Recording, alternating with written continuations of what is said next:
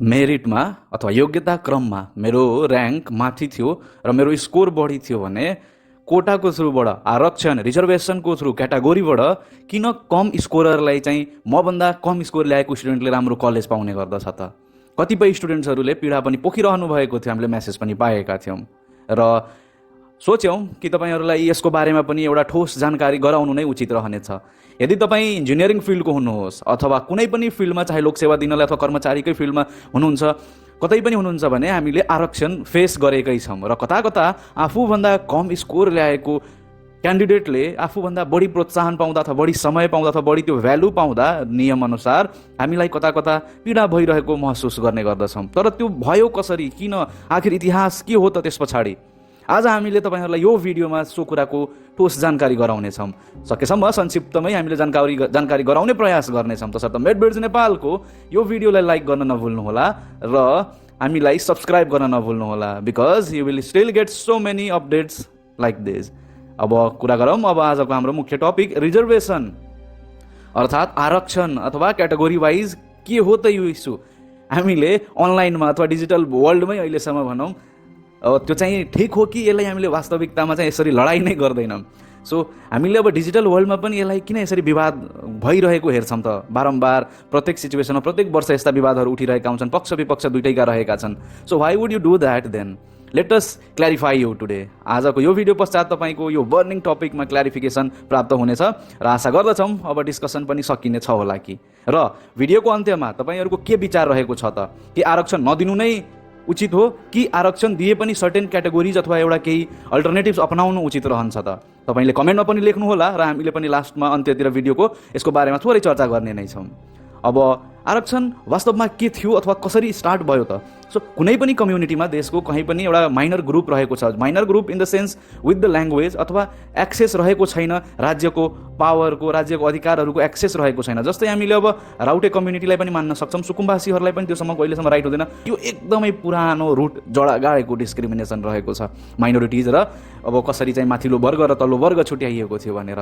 र त्यही मुलुकी ऐन एउटा समयमा विगतको 1910 विक्रम सम्मत 1910मा एउटा मुलुकी ऐन भन्ने एउटा सिग्नेचरहरू गराइएको थियो, जसमा 212 हायर कास्ट मध्येका लगभग 95% चाहिँ सो मुलुकी ऐन साइन गर्दाखेरि त्यतिखेर डिस्क्रिमिनेसन एक्सक्लुजनहरू चाहिँ झन् बढी भएका थिए र त्यस पश्चात झनै प्र्याक्टिसमा आउन थालेको थियो यो डिस्क्रिमिनेसन जस्ता कुराहरू।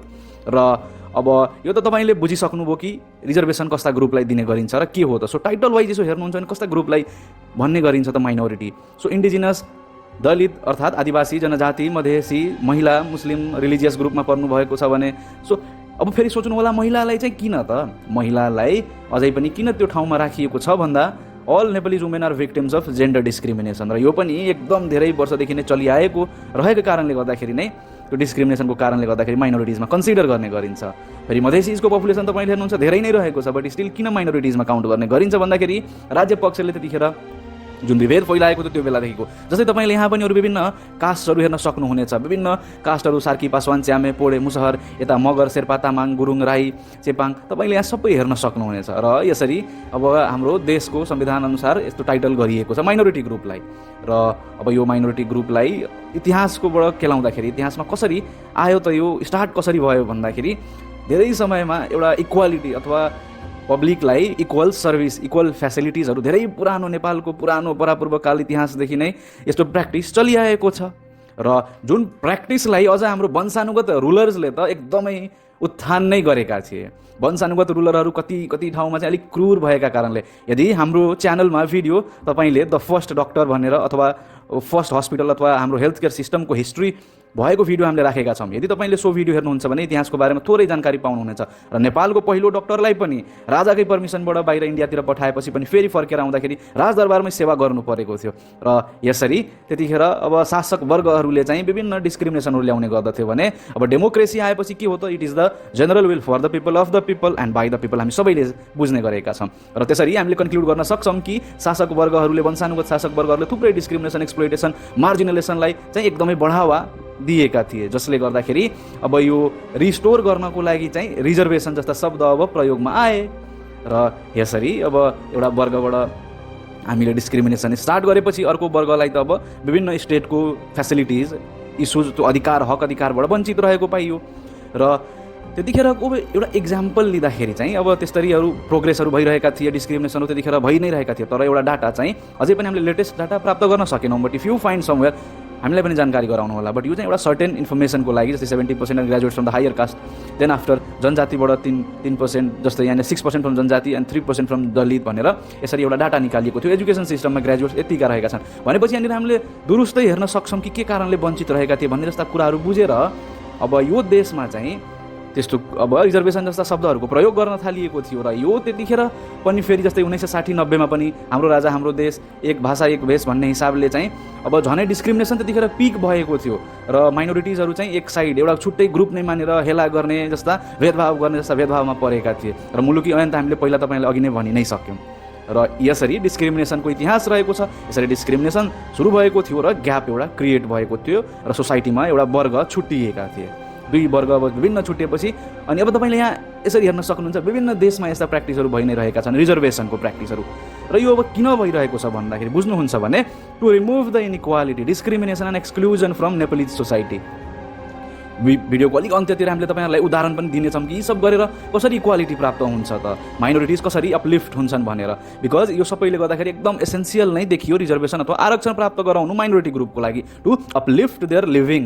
र त्यसरी चाहिँ डिक्लेरेसन पनि भएका थिए, जस्तै यहाँनिर पोलिसी 2061 मा पनि हेर्न सक्नुहुनेछ। र यसरी अरू विभिन्न मल्टी सेक्टरमा पनि पर्सेन्टेज वाइज कोटा सिस्टमहरू प्र्याक्टिसमा आए र यसरी चाहिँ अब कोटा सिस्टमलाई क्रिटिसाइज गर्नको लागि अब के कस्ता पोइन्ट हामीले बारम्बार भेट्टाइरहेका हुन्छौँ त, एकदमै क्रिटिकली सोच्नुहुन्छ भने रिजर्भेसन त एक्चुअलमा एब्सोल्युट होइन, कुनै ठोस त्यसको अब प्यारामेट्रिक्स नै छैन कि यही भएर नै यसको रिजर्भेसन गरिएको भन्न पनि अप्ठ्यारै छ। तर देशमा एउटा डिस्क्रिमिनेसन धेरै लामो समयदेखि रहेको कारणले गर्दाखेरि एउटा ग्रुप माइनोरिटी ग्रुपलाई चाहिँ यसरी अब कसरी भन्नाले अब प्रोत्साहन दिनलाई, अगाडि ल्याउनलाई र एउटा इक्वालिटी प्रोभाइड गर्नलाई यो प्र्याक्टिसमा ल्याइयो र क्रिटिक्सहरूले एकदमै क्रिटिसाइज गरिरहेका हुन्छन् र हामी सबैले पनि त्यो कुरा महसुस गरेका छौँ। मेरिट बेस्ड सिस्टममा चाहिँ यो अलिकति अन्याय नै हो जस्तो हामीले महसुस गर्ने गरेका छौँ र तपाईँले हेर्न सक्नुहुन्छ कि कसरी अन्याय हो त। यसले कता कता हामीले कति क्रिटिक्सका कुरा सुन्छौँ, कास्टेइजम अथवा जातीय भेदभावलाई अझै पनि प्रोत्साहन गरेको जस्तो पाइन्छ। यसको खोज्ने प्रवृत्तिलाई, एउटाको हायर ऱ्याङ्क होल्डरको अपर्च्युनिटीलाई खोज्ने जस्तो पनि देखिन्छ र अझ हाइली मिसयुज भएको छ र मिसयुज भएको प्रमाण त हामीले प्रत्येक वर्ष पाइरहेका हुन्छौँ र फेक डकुमेन्ट्सहरू बनाउने जस्ता कुराहरू हामीले अझै पनि यस वर्ष पनि हामीले पाएकै छौँ र करप्सन लेड सिस्टमले गर्दा पनि डकुमेन्ट्सहरू फेक बन्ने गरेका छन्, जसले गर्दाखेरि चाहिँ मेरिट मिच्चिने गरेका छन् र वास्तवमा भन्नुपर्दाखेरि एकदमै रिक्वायर्ड लो माइनोरिटी लेभलका व्यक्तिहरूले यो हक नपाइकन कोही ढटुवाले नै यो पाउने गरेका छन्।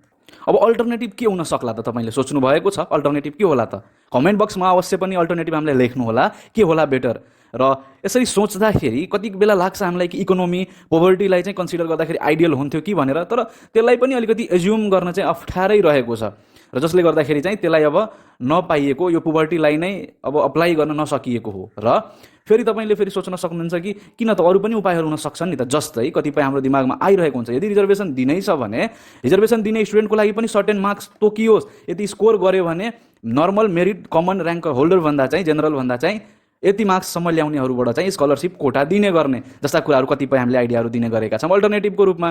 र त्यसै गरी यो करप्सन सिस्टम त हट्नै पर्यो, यो फेक डकुमेन्ट्सहरूको त राम्रोसँग चेक जाँच पनि हुनै पर्यो।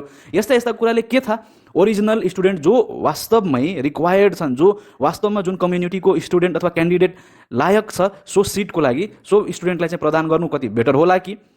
सो यसरी नै तपाईँहरूले अरू विभिन्न अल्टरनेटिभहरू पनि हामीलाई तल प्रदान गर्नुहोला। तर नेपालमा जबसम्म जातीय भेदभाव अझै पनि कतिपय हामीले न्युजहरू सुनिरहेका छौँ, छुवाछुत जस्ता अनि यस्तै विभिन्न लेभलमा डिस्क्रिमिनेसन्सहरू भइराख्ने हो भने त यो इथनिसिटी बाहेक, यो जातीय वर्ग बाहेक अरू कुनै अल्टरनेटिभ नै देखिन्न। र तपाईँले यो तस्बिरलाई इन्टरनेटमा विभिन्न ठाउँमा हेर्नुभएकै होला, तपाईँले यहाँ हेर्न सक्नुहुनेछ इक्वालिटी अर्थात् सबैलाई इक्वल राइट्स दिइयो, तर इक्विटी भन्नाले कसैलाई अनइक्वल डिस्ट्रिब्युसन। जस्तै यहाँनिर हेर्न सक्नुहुन्छ in a society if inequality is existing then unequal distribution gives the justice. र यो नेपालको मात्रै होइन, देशका विभिन्न संसारमा विभिन्न ठाउँमा यी कुराहरूलाई प्र्याक्टिस गर्ने गरिएको छ र यसरी चाहिँ रिजर्भेसनलाई अलिकति उचित हो भनेर अझै पनि प्र्याक्टिस गर्ने गरिन्छ। तर अब फेरि मनमा सोच्नु होला कि कहिलेसम्म होला त यो रिजर्भेसनको प्र्याक्टिस, कहिलेसम्म भइराख्छ त यो रिजर्भेसनको प्र्याक्टिस।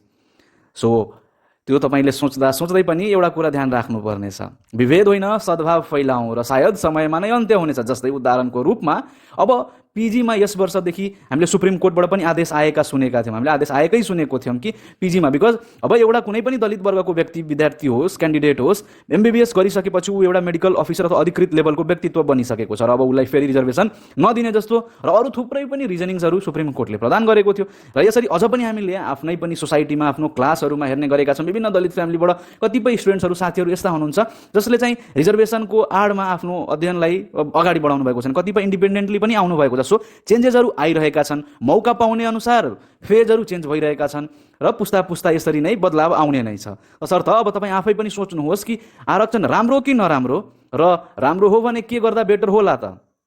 र अब समरीमा तपाईँहरूलाई भन्नु पर्दाखेरि यहाँ यु क्यान सी अब यसरी एकदमै पुरानो प्र्याक्टिस रहेको थियो, जसले गर्दाखेरि एकदम यसरी चाहिँ प्र्याक्टिस हुँदै आउँदाखेरि शासनमा भाग लिने अधिकार प्रदान अब बिस्तारै गरिएको छ महिलालाई पनि र अथवा अरू विभिन्न जात जातिहरूलाई पनि, शासनदेखि लिएर शिक्षामा पनि।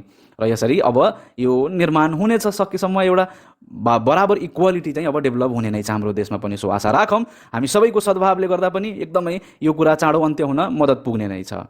र अब आशा राख्दछौँ तपाईँहरूलाई हाम्रो यो भिडियोले मद्दत पुर्याएकै छ होला र आज तपाईँहरूले अवश्य पनि बुझ्नु भएको होला कि यो प्र्याक्टिस किन रहेको छ र हाम्रो रेफरेन्स तपाईँहरूले यहाँ हेर्न सक्नुहुनेछ। अब यदि मेडबिड्स नेपालको तपाईँहरूलाई यो भिडियो मन परेको छ भने लाइक गर्न नभुल्नुहोला र सब्सक्राइब गरेर हामीलाई प्रोत्साहित पार्न नभुल्नुहोला। तपाईँको एउटा सब्सक्रिप्सनले हामीलाई अघि बढिराख्ने हिम्मत दिने गर्दछ। धन्यवाद। फेरि भेट्नेछौँ अर्को यस्तै जानकारीमूलक भिडियो लिएर। By by.